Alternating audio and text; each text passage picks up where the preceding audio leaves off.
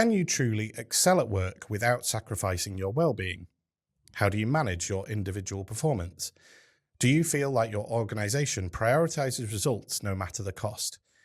It can be all too easy to feel that high performance is the ultimate goal and talk of well-being is a nice to have rather than a reality.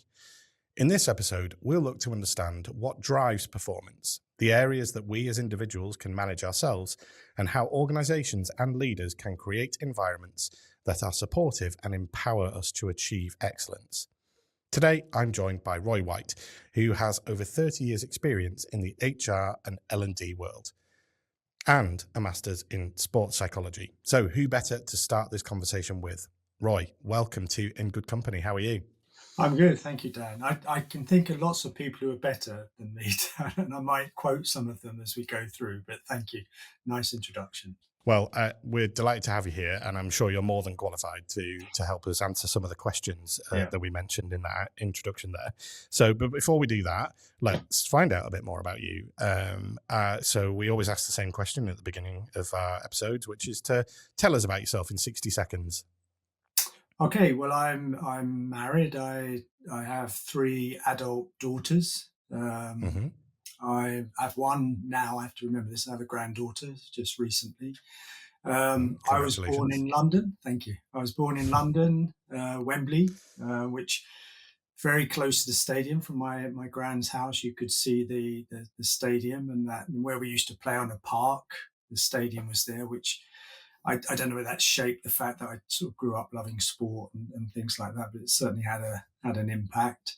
I've always had an interest in sport, and when I started work and got into HR, I was always interested in what we could learn from sport and learn from high performance environments and bring that into work. And that's evolved over the period that you've mentioned and managed to do a few things in companies.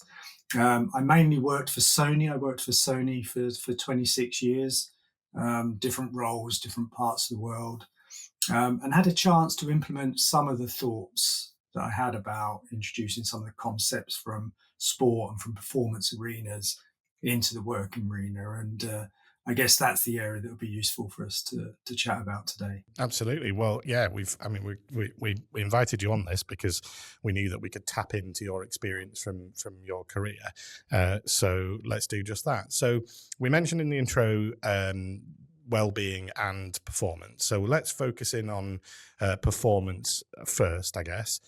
So let's start off with a big question. What do we mean when we talk about individual performance? It's a really good question. There's a guy I've been lucky enough to talk to a bit and seen some of his work. A guy called Chris Shamrock, who's used to be sports psychologist with British Rowing and works for an organisation now called Planet K2. And not just Chris, other people as well. But I first heard it from Chris around. We often talk about, when we talk about performance, we focus on results rather than performance. So if I was, quite often when I'm working with organizations or groups of leaders, I'll ask them what was their performance last year, and they'll give me numbers. They'll give me, we did this amount of sales growth or made this amount of profit or whatever it is that they do. And they don't talk about what leads up to that, to what they did day to day.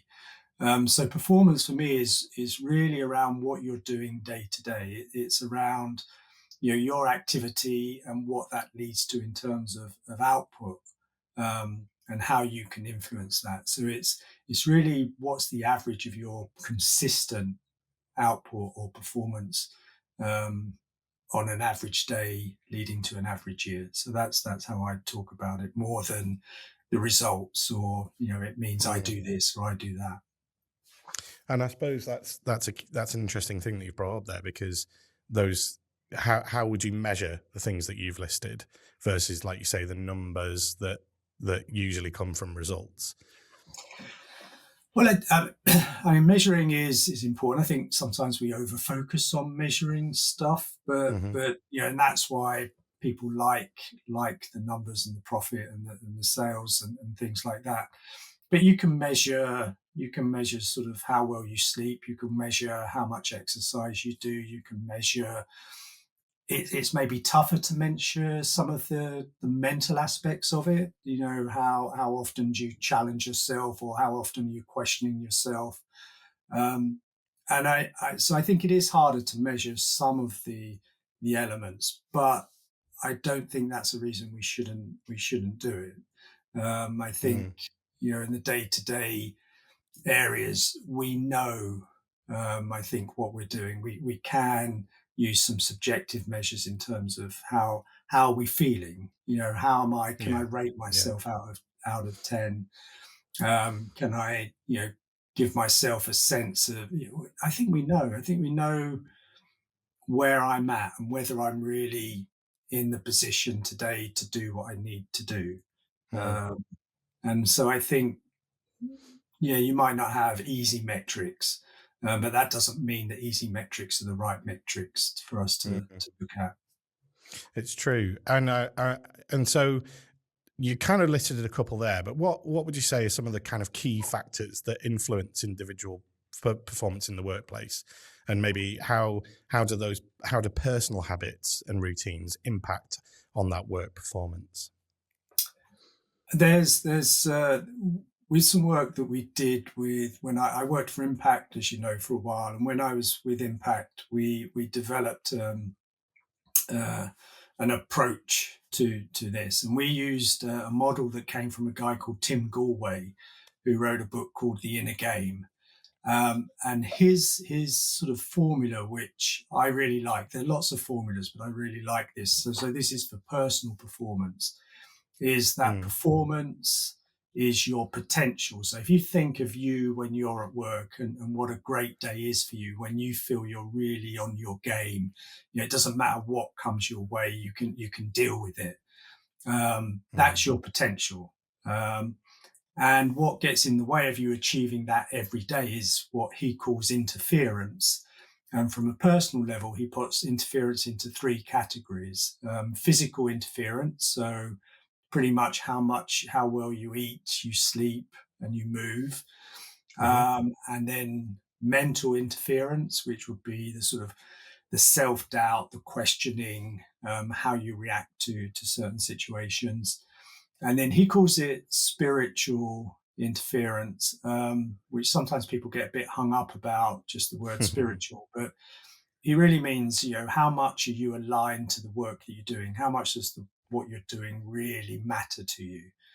Um, and if it's a really useful model, because I think we can all relate to those areas, and we can all relate to how those three areas might help us, and see where they get in the way for us. So, his mm, approach would be to say, looking at yourself in those three areas, where can you judge where you are in terms of sort of your performance being reduced and you're not being able to achieve your potential.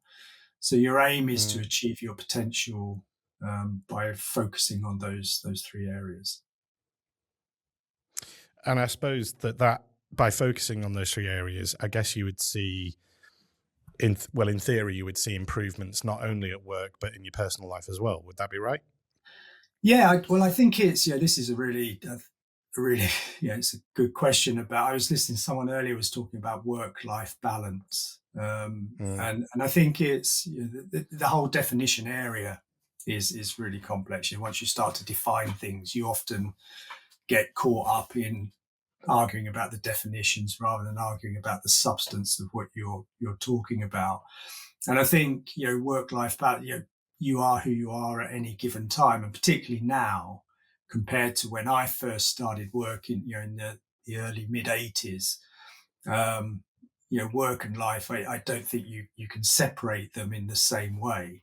mm, When I first started work, I had a job an insurance company in London, and we started work, say 9 o'clock. Somebody came round with a trolley, with tea. So we had tea, and we stopped for 15 minutes at 10:30. And we would all stop in the department. We'd all stop for 15 minutes and have tea and biscuits and have a chat. And then we'd carry on mm, working. And we all went to lunch at 12 o'clock or 1 o'clock, whenever our time was, and we all went together and we sat together and we chatted, and we went, we took our hour and then we came back. And then mid-afternoon, the same person would come around with the trolley. We had cakes, we had tea and cakes, and then we would leave at 5 o'clock or whenever. Um, and no one could contact us in the evening. We didn't have mobile phones. We didn't Mhm. have laptops we could take home. No one would ever, if someone called you from work in the evening or weekend, it would be something that was very, very serious. So we could then separate out very easily work and our home life. Now, Mm. I think, if I look at my daughters, and they're constantly, working weekends, Mm. evenings, and they're constantly doing life things during their work environment. So it's much more merged. So I would say that, the whole idea of how you live your life can also be applied by using that same sort of principle. Mm. I don't like to talk about life as performance, but how you're living your life and what you're able to do, I think, is impacted by those three elements as well. Mm. It's true, and yeah, we're so uber connected these days that it is Yeah, kind of it's harder, I would imagine, to unless you're quite good at being strict to separate, especially when I went to the effort of scheduling settings on my phone so that mm, I wouldn't get notifications from emails and work comms in specific times of the day, mm, and overnight and things. So, and over the weekend, so that I wouldn't be distracted by, oh, that message is coming to that. I better have yeah, it, so that I can separate and make sure that I'm not disturbing kind of, family time, personal time. Let's move into well-being then, as we've started mm, that on that journey already, and as we know, it's kind of not just about spa days, and it's not just yeah. about focusing on mental health. So let's get your definition on well-being. How would you define it? I wouldn't. I don't particularly. I don't like the phrase, and it's not because it's. Sometimes it's about marketing and branding of phrases. When Mm. when I hear the phrase well-being, it does give me thoughts of spa days and sort of some of the softer stuff that Yeah. goes on. So I think it's, for people, it is around, you know I don't know, coping or resilience, or it's a strange thing. I like resilience as a word, but maybe that's just because it's a branded word and it's tougher, that sort of thing. So Mm. well-being, if you wanted to have a definition, I would say it's like, how healthily are you working? How are you living your life in a way that's sustainable and healthy, Mm. and is allowing you to do the things that you want to do? Um, that would be a definition of, being well, I Mm. guess, Mm. the Mm. phrase. It's yeah, it's interesting what you're saying there, the because yeah, you're right. It is one of those sort of buzzwords now, well-being, Yeah, that or it can be seen as such. But I think, yeah, I think you're right about if you flip it and it's the being well, so that you are. yeah, Because even with resilience, I think with resilience and building resilience, I think that almost has it. It almost means that it's all down to you and not down to anything else. yeah, no, There's connotations of, what am I trying to say there? I suppose what I mean is that, by building resilience, it's almost like there's no then need for systemic change elsewhere. And yet, actually, yeah, if you're finding that external factors are playing a part in your not being well, yeah, then no matter how resilient you are, you can still just be ground down, I guess. yeah, That was no, what. So it's interesting, isn't it? How yeah, the words can have different impact, different make you think of different things, isn't it? yeah. So. It's a great point, Dan, and I 100% agree with you. I think organizations have a real responsibility, to not, and we might come on to this a bit more, about creating environments that allow people to perform. Mm. And they have to take a responsibility for when people, you know, sending people on resilience courses or programs so they can put up with more crap isn't the way forward. You know, Yeah. it's Yeah. like, you know, it's building up your resistance to some sort of disease. And I think the focus needs to be more positive around how can I help people perform at their best and really understand what performing at your best is, and Mm, you know, the factors behind it. And I don't think a lot of businesses, a lot of leaders, they might they might speak the words, they maybe intuitively do know it, but there's a whole culture. We have a culture about working harder, pushing, you know, mm, mm, striving. And actually, we need to focus a little bit more on recovery, and, you know, doing things away from work. You know, all of the mm, science, all of the research, or not all of it, because there's always going to be some bits that don't do it, but the majority of the research would suggest that for us to perform, we can't perform, you know, in a straight line. We can't constantly be doing that. That's why I come back mm, to the work environment I had when I first started. It was peaks and troughs. You know, mm, we worked hard. We worked as hard as I did when I didn't have coffee breaks and tea breaks and things mm, in. But by having that 15-minute break and having a switch off, I could regroup and I could work harder for the next hour or so. And we do yeah. know that as humans, we tend to be able to work in 90, 120-minute cycles. It's why football matches, games tend to last that long. It's why films That's last that interesting. long. There's a rhythm to that, and there's a rhythm under the circadian rhythm called the ultradian rhythm, which is 90 to 120 minutes. And the key for us there is to tap into that. It's like going with the flow of the river. So Right. when I want to do something that's, you know, really important, if I've got a real difficult deadline of some work to do, and I know it's going to take a couple of days, I've learned now that the best way for me to do that is to work for about an hour and a half until I feel my energy going, and then to stop and have a 15-minute break and do something completely different, and then go Mm, again, for an hour and a half. You know, and I recognize when my energy starts to go, when I start to flick around looking for distractions, and I stop and I'll have an hour for lunch, or, you know, go for a walk or go for a run or something. And then I'll go again. And normally that time gets shorter as the day goes on. I also recognize I'm a morning person, so I go with my natural morning tendency. After 1 o'clock, I shouldn't have been paid for any work I did after 1 o'clock when I work properly, because I'm just, that's just not. But I should be paid extra for what I did before I, so it all balances out. Yeah. yeah, it balances it out. And, you know, we know people. You know, Andy Dixon at Impact is the opposite. He's an owl. Mm, He works at ridiculous hours of the night, but that's when he's energized. So it's fitting in mm, with mm, what works for you, but recognize you do need to rest and recover.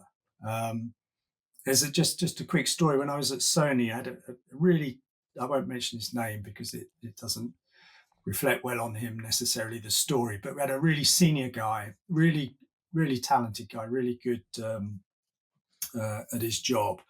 But he was a mhm, workaholic, and he was well known for doing all nighters. And we were doing a budget process, and we were really struggling with this budget process. And it was over a couple of days. And he came back in. He said, "I was up till 4 in the morning, and I've got this spreadsheet. I think I've solved it. I've, you know, done it." And he showed this spreadsheet, and the numbers all added up. He'd found a way of solving the issue we had. right. So everyone was really pleased, and we went away. And then about 2 weeks later, we had to get back together because realised one of the formulas in his spreadsheet was wrong. Right. And it meant we had to go back and do a whole, we were then in panic mode doing a whole load of work, to try and catch up. And it was wrong because he did it at 4 o'clock in the morning. You know, he was Mm, tired. He mm, was mm, really not there. And you know, and if we'd maybe, you know, it's our fault as well for not double checking. But everyone was lauding him for working so late and solving the issue, and yet it ended up causing more problems than it solved. And mm, I'm sure people have got thousands of examples of that, of how we react when we're tired, just emotional reaction to situations.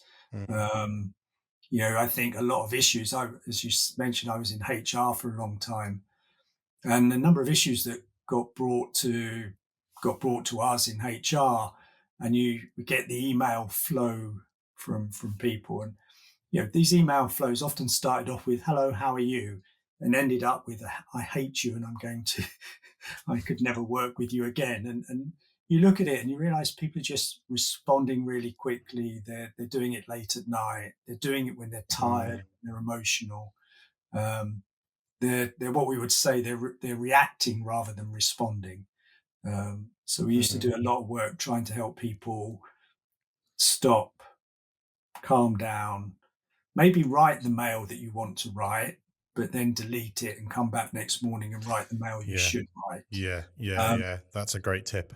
and that's the real Uh, thing that I think we we do a lot of, and it that the whole work ethic of just work longer, work harder mhm, actually is not helping us be productive. It's not helping us perform, and yet in mhm, our culture, it's the thing that we respect. If I, if you come into work and say I work, 15 hours non-stop today, and somebody else comes in and says, well, I worked 8 hours and I took 2 or 3 regular breaks. Which of those do you feel more comfortable saying in your working environment? And most people would say the first, that I worked mm, 15 hours, that they will get the praise.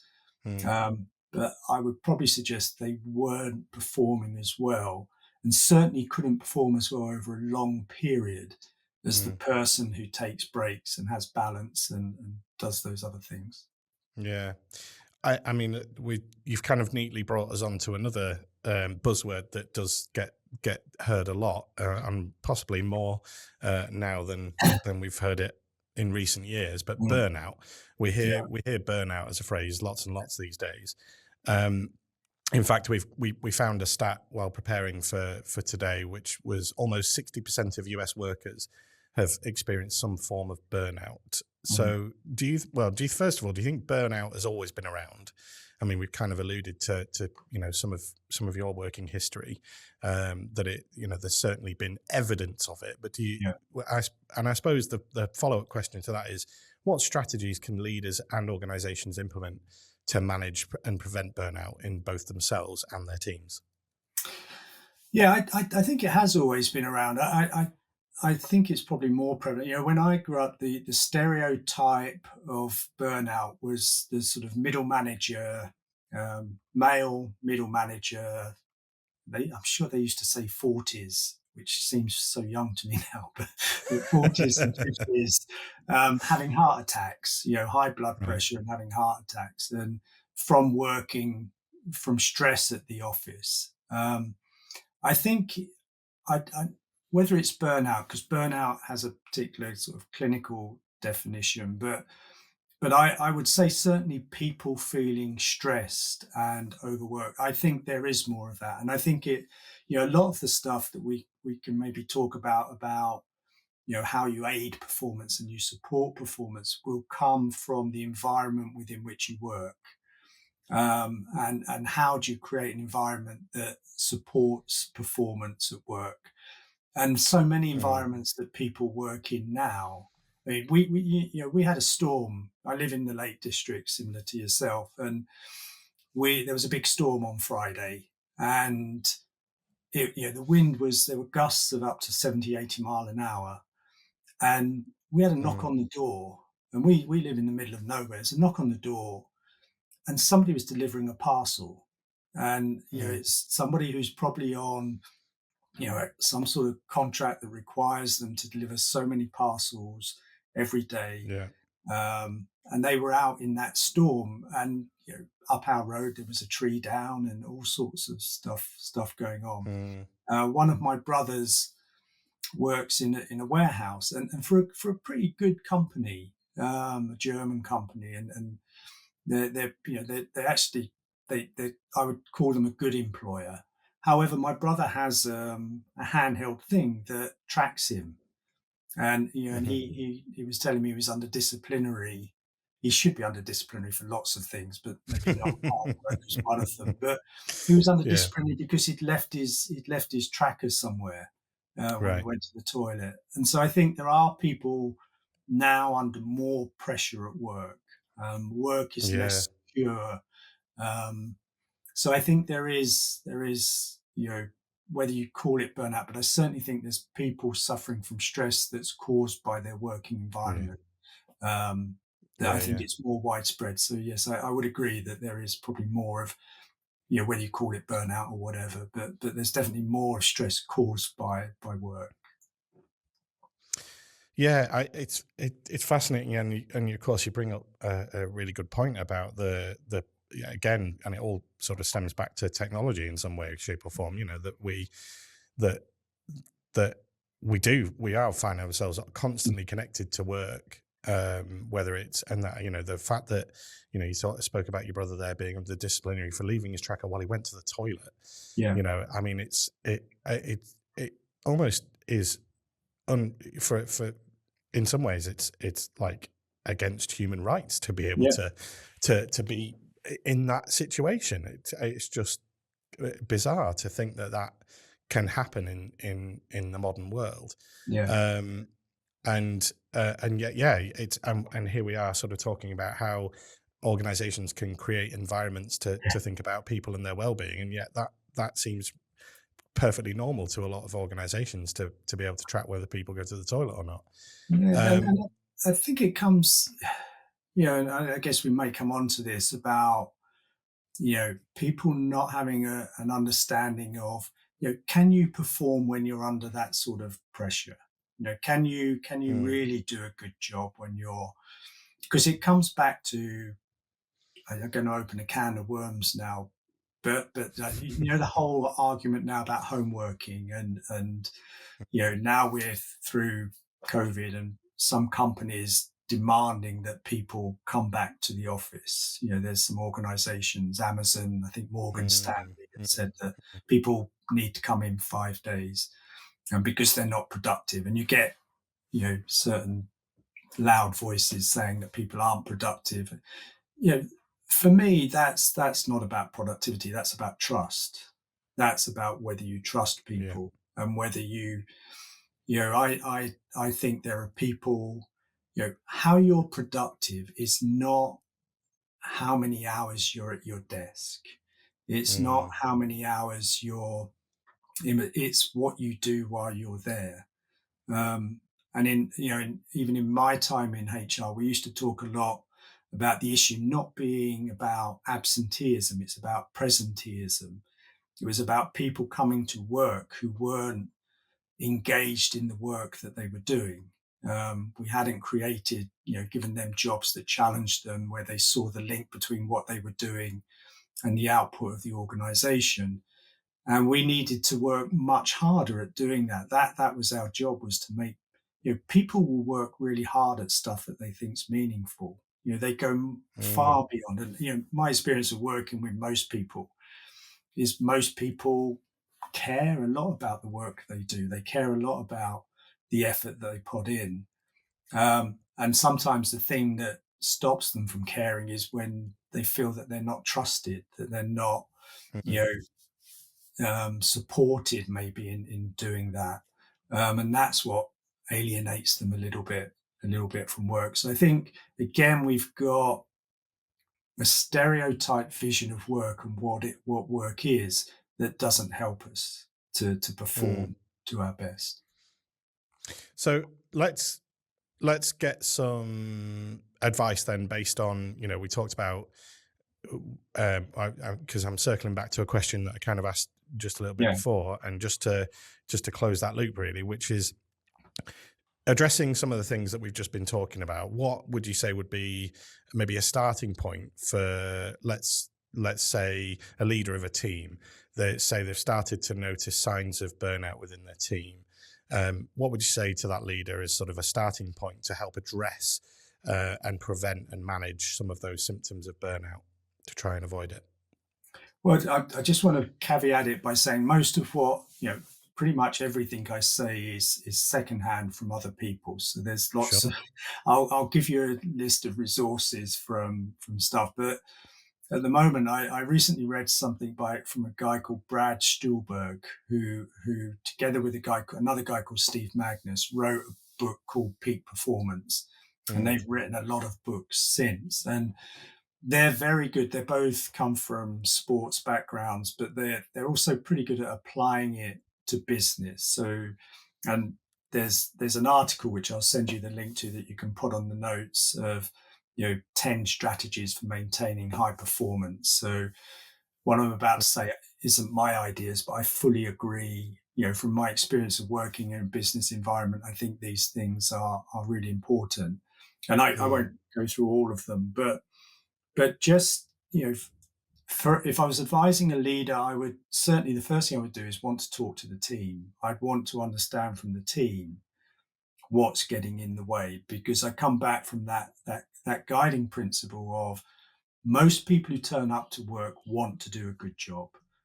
yeah. um, we end up in business writing policies about a minority of people who don't. So if you look at any of our policies, all of our policies are written for that, I don't know, whatever, 1 to 5% of people who fiddle their expenses or muck around with the holidays or muck around with the sickness sort of things. So all of policies tend to be for a small minority. And I think we need to focus on people. So we ask them, what do you need? And for some people, that will be, I need more flexibility. It will be, I need more information. It will be, I need more resources in a lot of cases. So if you start to see that in your environment, I would talk to people, and understand from them. And your job as a leader is to create an environment where people can perform. Mm, And I think, I would try and understand, what is it that helps my team or my group perform at their best, and what can I do to create that environment?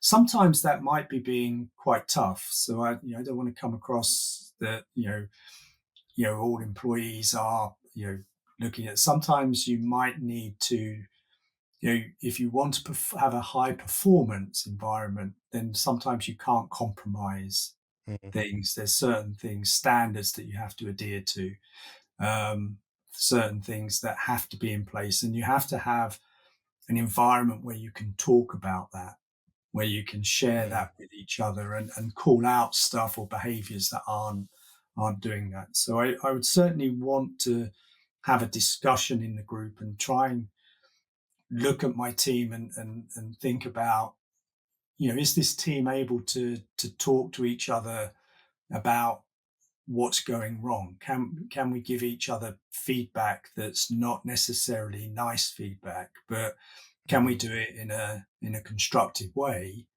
Um, mm, I always think, I played a lot of poor amateur football when I was younger, and the best feedback I ever got was on those pitches. My mates, my close friends, would say things to me that, were terrible things if I made a mistake or I wasn't pulling my weight and things. And yet there was a reason for it. I could take mm, it and I could say it to them. We didn't, it wasn't even mentioned afterwards. We held each other to account for things. mm, mm, So within teams that you're leading or managing, do you have an environment where people can talk openly about what's working and what's not working? Can they talk to you about it? Can they talk to each other? Can they hold each other to account? mm. Is a key thing. And Um, look, yeah. sorry. No, go on. Well, I was just going to say, the other thing is, which is linked to that, is to focus on what you're doing. Comes back to something we mentioned earlier about focusing on the process, rather than the outcomes. What is it that, because you can be lucky with outcomes. I saw this a lot with organizations and, you know different companies. In Sony, you can have a great year and you were just lucky, frankly, and you could Mm, have a really bad year and you were just unlucky.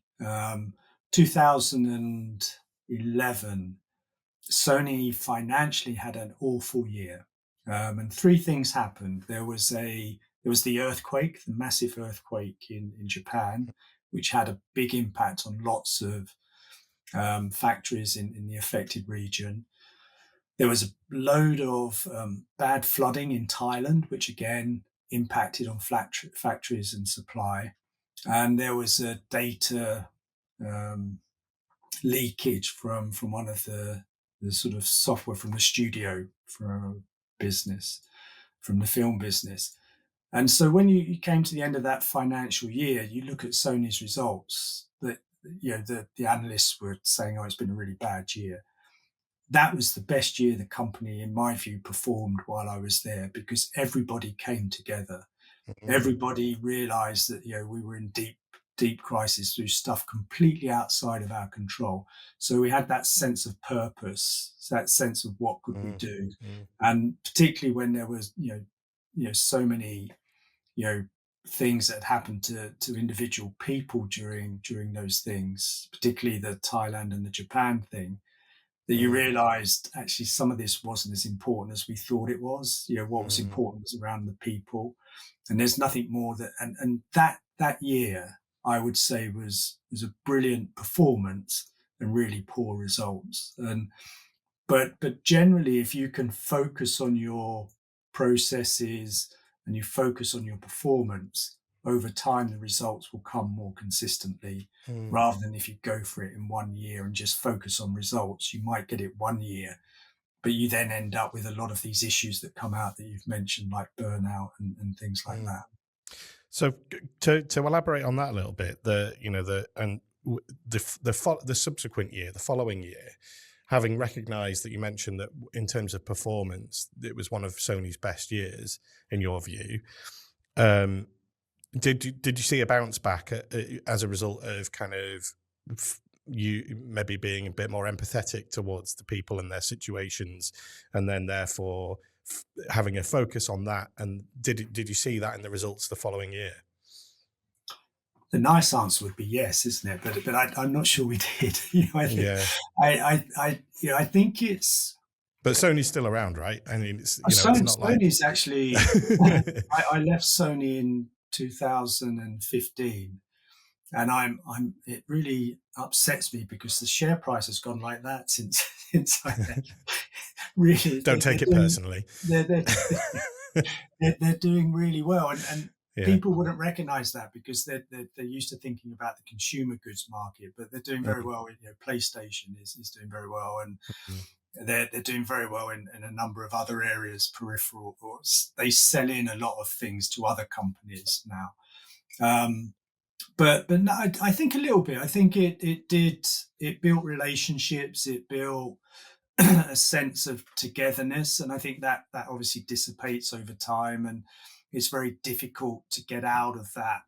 That environment of numbers mattering, and but I think if organisations could just come off the numbers a little bit, and the numbers are important, and I mm, get that.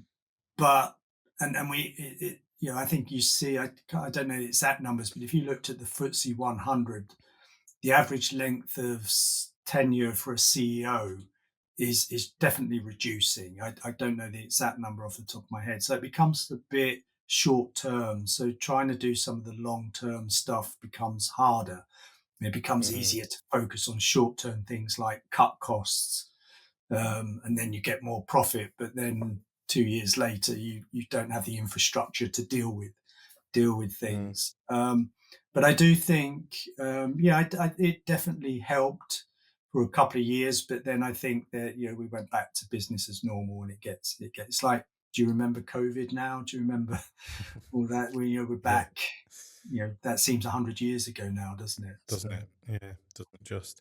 So we've looked. Speaking of looking back and looking to the future, we've looked quite a bit about looking at how things have evolved over the years. Looking to the future, then, how do you think the thinking around individual performance will evolve in the next 5, 10 years? Um, I hope that there will be a realization, like we touched on this debate about home working versus coming into the office.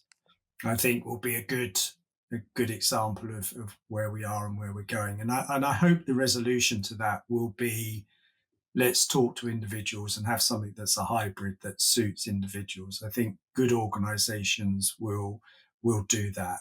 As from coming from a HR background, and particularly in terms of trying to recruit good people, um, you need to be an attractive employer. You need to be able to attract a wider range of people than maybe you do now, and you're more likely to do that if you have flexibility, if you have the potential for people to do what suits them or what's useful for them. So you'll be able to treat people like adults, to trust Mm, people that they're going to do their work, and particularly when they do their work. And I'm talking more about office environment here rather than maybe manufacturing or other logistics or delivery.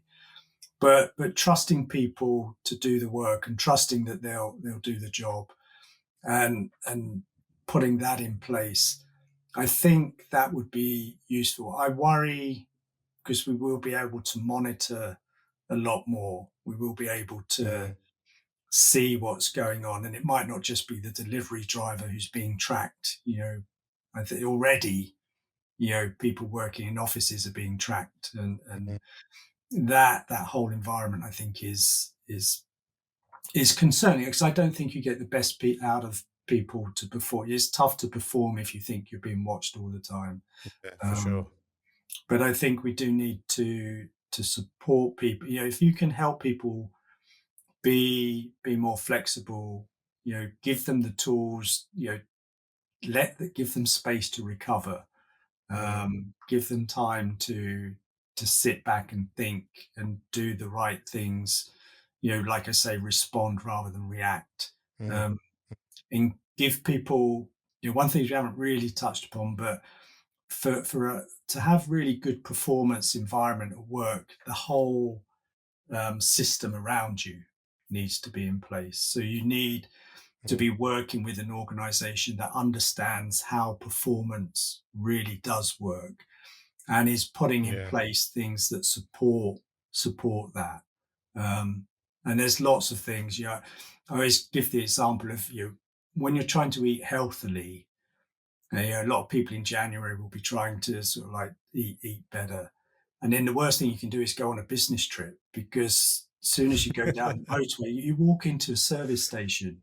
Try and eat healthily in a service station. It's not impossible, but it's really difficult. You'll fly Mm, somewhere and try and eat healthily. mm, It's really mm, difficult.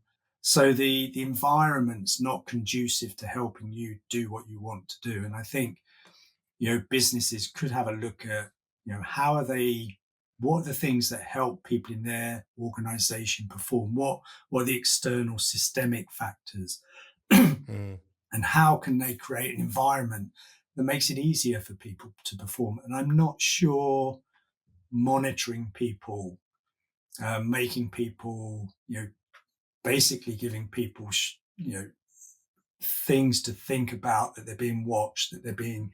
You imagine being watched the whole time doing your mm, job, mm, and someone just commenting on it. It's I you imagine. I always think people in film stars and sports people. You can argue they get paid too much and stuff, but you imagine just the papers commenting. That headline in the Westmoreland Herald. Dan Jones does poor interview again, or something, yeah. based on the view of somebody who's Yeah, who's yeah, just yeah. trying to sell the paper. It's No, tough. that's it. Yes, I mean, yeah, that is opening a can of worms, talking about headlines Mm. and clickbait and that sort of thing. Um, okay, well, we are running out of time, so I'm going to ask for your 60-second, 30-second top tip piece of advice, if you've got one, uh, for leaders to help them create a culture that promotes both high performance and well-being. Pressure. Speaking of pressure, pressure's on. 60 seconds. It would be a summary of what I've said of Yeah. talk to your team and ask them what gets in the way of them performing. And then your job is to create the environment, help them create the environment where they can perform. Your team knows this, you know it, but your team knows it. So talk to your team, ask them, and then your job is to protect them from the things, the interference that gets in their way. And it might mean Mm, doing things that you know are counterintuitive sometimes. It might mean letting people have more breaks. It might mean letting people have more holiday, but it will be about letting them tell you what they need to perform, and then you put those things in place. That would be yeah. my top tip.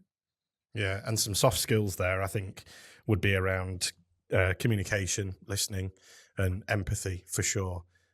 Just to start off, would you agree, or are there any more that soft skills that could be developed to help with that? Yeah, no, I think they're good. I asking questions. One of the things Yeah. always that surprised me when I sort of left corporate world and started doing a little bit more facilitation and coaching and things is the simple things, asking questions and listening. Ask good questions and listen, Mm, and then do something with the answers. mm, Um, you know, do things, don't talk about things. yeah. Yeah. Um, Yeah. there's so many people that you talk to who know all of the leadership stuff. They can tell you all of the books. They can tell you all of the theory. They just don't do it. You know, Yeah. just some of Yeah. it's It's so true. really simple.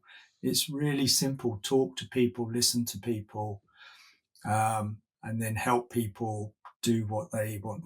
Come back to that basic principle of most people at work want to do a good job, and your job's to get Mhm. all the interference out of the way.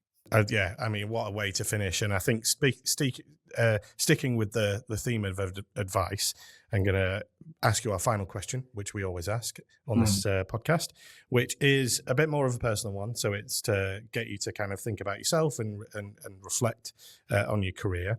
So knowing what you know now, if you had the opportunity to talk back to your younger self and give your younger self some advice, what would that advice be?